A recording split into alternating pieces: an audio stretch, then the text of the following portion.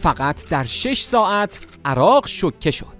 عملیاتی به نام مروارید که هنوز هم در دانشکده‌های نظامی دنیا تدریس میشه. اواخر آبان 1359 جنگ تازه شعله گرفته بود. دشمن بعثی با پشتیبانی ابرقدرت‌ها فکر می‌کرد دریا نقطه امنشه.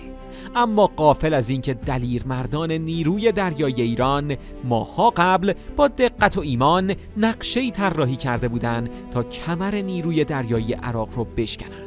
هدف واضح بود: نابودی سکوهای نفتی البکر و الامیه، قطع شریان اقتصادی دشمن و پایان دادن به برتری پوشالی عراق در دریا.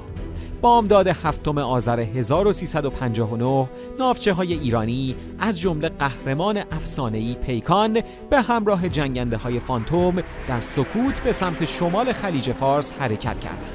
دریا آرام بود، اما فقط تا لحظه‌ای که اولین موشک ایرانی رها شد. در عرض چند دقیقه سکوهای نفتی در شعله‌های آتش فرو رفتند. دشمن گیج شده بود. از زمین، هوا و دریا حملات ایران مثل طوفان فرود می‌آمد. 12 شناور عراقی نابود شدند. چندین فروند هواپیمای دشمن سقوط کرد و فرماندهان بعثی فقط یک جمله می‌گفتند: نیروی دریایی ایران رو نمیشه شکست داد.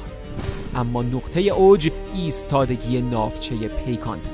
تا آخرین لحظه جنگید، حتی وقتی هدف 10 موشک قرار گرفت. پیکان غرق شد، ولی غرورش جاودانه بود، چون اون روز مأموریت کامل شد و نیروی دریایی عراق عملاً از بین رفت. از اون روز به بعد خلیج فارس برای همیشه امن شد. 7 آذر شد روز نیروی دریایی، روزی که ایران نشون داد غیرت، دانش و ایمان از هر سلاحی قدرتمندتره.